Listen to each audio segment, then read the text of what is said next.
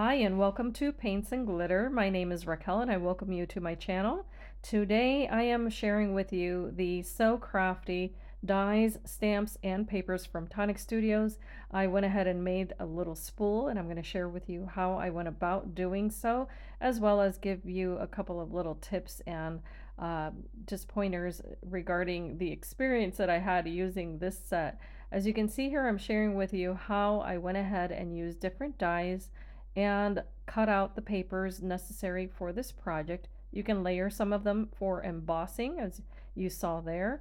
And for the foundation of what will be the lid and the base, you do need to cut out some circles. And also for the little tube that's going to create the spool, you need a piece of paper, as you see here in the pink.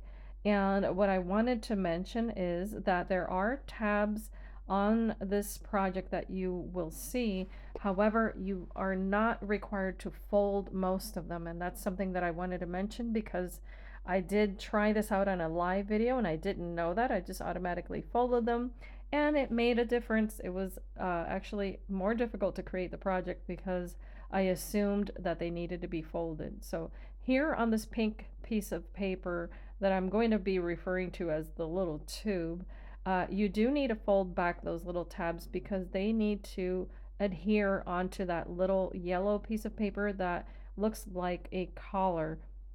This is what's going to create that look of a spool. And you saw me twist the paper there, and that's because I'm matching up the seams. And once I had those little tabs make contact with that paper, I set it aside and let it dry. I'm then going to take the second one of those little collars, and I also just applied a little bit of glue and used a clip from my stash to let that sit aside and dry. And these little strips here that I did also emboss in the center are going to be the edge of both the base and the lid. And as you can tell, I did take a bone folder, and this is going to help me start creating that circular shape. Whenever you fold a piece of paper in crafting that's going to create a circle or an arch, you want to make sure that you do um, use a bone folder or a pen, anything like that, to start creating that shape before you start assembling it. So here, as you can tell, I did fold the tabs that are created by that one die set, and I am applying this long strip onto that circle, and a little bit of glue goes a long way, but I wanted to make sure that I at least adhered half of that strip first. And once I had that secured, I followed it through with the second half and then closed off that circle with a little tab. I wanted to mention that this project did take me quite a long time to create, considering the size of it, but that's because you do have to be very careful and concise on how you apply all of the little tabs that glue one piece of paper onto the other. And here, case in point, you're going to watch me apply the base, and this will not open because it is adhered onto that pink tube. So you have to be very careful when you're applying pressure because you don't want to crumple your paper. So I did take quite a bit of time to make sure I did that. I just went ahead and edited the video so that you wouldn't have to watch me do that for such a long time. Now this portion here is meant to be the lid of what essentially would be a little box in the shape of a spool. So I am trying to make sure that this will fit nicely. Now you can do this more than one way, of course. I went ahead and closed off that little sphere first, but maybe, and this is just a pointer, you may want to wrap that paper around that first and then close off the tab, but that's just personal preference, of course. In the end, I did get it to fit. I just was being very careful because I didn't want to bend my paper or create any creases. So here I'm going to apply adhesive onto that strip once again, and in this portion it'll apply the same as I did the base. I just wanted to make sure that it would actually fit onto that little tube before I glued anything. So you just want to make sure that you make contact with all of those tiny little tabs, And the more time you take doing it, the better. And that way they all meet up nicely. And you'll see in a moment why I say that, because that little strip is then going to have to adhere also to the second circle that I had cut out, and I applied glue onto all of those other little tabs there. And now what I'm doing is that I'm squeezing that paper to try to make sure it makes contact with that circle. And because it is rather small, it's not so easy to fit your hand inside of there. So you do have to be patient to create this, and that's just my advice, of course. And other people like to use hot glue to create these types of projects, but I try to refrain from it as much as possible because silicone adhesive does leave sometimes a bit of bump or um, create dimension, and that's not something that I wanted. So I just took my time, I was very patient, and just held onto that paper, creating contact as much as possible to get it to dry. And I was very happy with the results because once this is all decorated, you do have the ability to cover up any tiny little gaps. And here I did use a pokey tool. That's another tool in my stash that I use quite often, actually. And sometimes you do have to kind of manipulate the paper and get it to fit where you need it to. So I did include that in the video because I want it to be, I want you guys to see exactly how I craft. Not necessarily every single little bit of it, but so that you do see that when you create 3D projects, sometimes they're not very self-explanatory, and you just have to use the tools that you have on hand. So that's why I went ahead and let you see that. And I finally got it to fit. It took me a little bit, but I did it, and I was so proud of myself.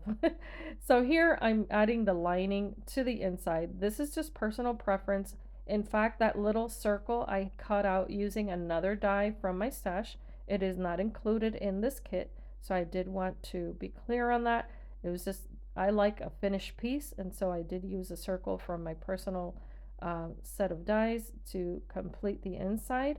And then here, all I'm doing now is the decorative portion, which was easy because all of the pieces match nicely.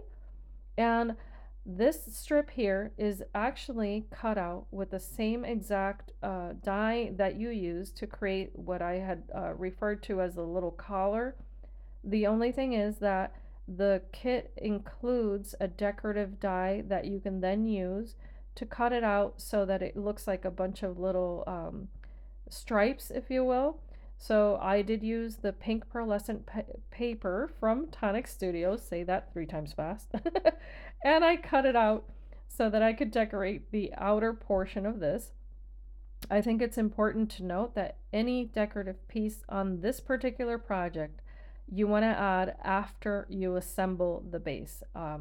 And that's because of the weight of the papers and all that. And you see there, I'm trying to make sure that that still fits despite adding that decorative portion. But it does result in a really cute little project when you're all said and done. This kit, by the way, is currently sold out in the US Tonic Studios page. However, if they decide to produce it once again, you can certainly click the notify me button, and Tonic Studios will let you know if it is back in stock. Now there I adhered decorative piece of paper onto those little dimensional pieces of foam because I wanted to pop that up, and the sentiment does read made with love, and that is available of course with the same kit. And now I'm just going to decorate the bottom portion to match the top. And as I said before, this is best done once it is all put together instead of doing it beforehand. And that's just because of the type of project that this is. But a little bit of glue took care of that, and it was quite easy to line it all up. And it does add a special touch. It looks so pretty in person. And here I'm just trying to make sure that that's all making contact so that it glues nicely with no gaps. So I'm letting you watch this so that you see it does take quite a bit of patience to put this all together, and the rest of it is decorative. So this strip that you see me adding here, I did cut out with the decorative papers that were included with the kit, and what I did was that I used two different types of dies to cut into that background piece. I noticed quickly that it did not wrap all the way around, so the kit does come with a rectangle die, and that's available for you to cut out the pieces to decorate. However, as I said just now, it's not going to wrap all the way around. But what I decided to do was to decorate in that gap, and you'll see later. So it's of no consequence. I mean, unless you wanted to leave this very bare, it might bother you, but you can definitely use just papers from your own stash or even ribbon, lace, anything you have to decorate this. So I don't think it's quite a big deal. I added a tiny little bit of glue so it wouldn't be excessive, and then from here on out, I am just going to start decorating this and having fun. The little die set comes with all of these layers that happens to say stitched with love. It creates almost like a little sign that you can use. And I very much look forward to creating cards with this kit as well as a mini album, because you can definitely use a lot of what's available here to decorate different types of projects, whether it be for a baby, a new mom, a wedding shower, anything. And one of the reasons is if you see this little flower that I'm making, you can use a quilling tool to wrap this little flower. All you do is twirl it with that tool. That tool has a little slit in it. You hold the piece of paper with it, and then you apply a little bit of glue at the end, and I'm going to share with you how it looks there. And that's the finished flower. So of course you can use all the different papers that you might have in your stash to create a bunch of these little flowers and use them for different projects. And what I'll do is I'm going to speed it up a little bit more so that you get to see how I decorated this. But I do hope that you have enjoyed this video. Please feel free to leave me a comment, any feedback that you might have, or let me know if you also picked up this kit from Tonic Studios. I think it is absolutely stunning, and it also came with its own plastic envelope to house it in. So I think that's wonderful that Tonic Studios has included so much. I hope that they come out with more different collections like this, because it does come with so much that you can definitely make several different types of projects with it. And here you get to see how I layer the scissors. It comes with hangers. It comes with different sentiments such as the word sew, the word craft. Um, the different stamps, of course, give you quite a bit of versatility on how you can use them. And also it has different types of buttons, different pins, safety pin, the spool, the stamps, you name it. So again, I'll let you see how I finished decorating this. And as I always say, I hope that you can be inspired and be blessed. And I thank you so much for watching.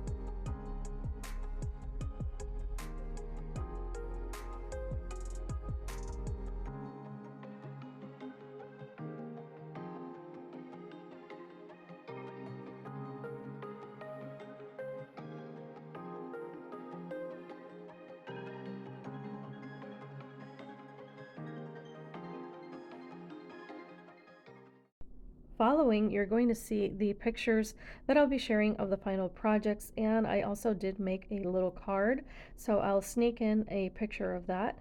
Please leave me a comment below and let me know if you would like to see a tutorial on how I use the stencil included in this kit.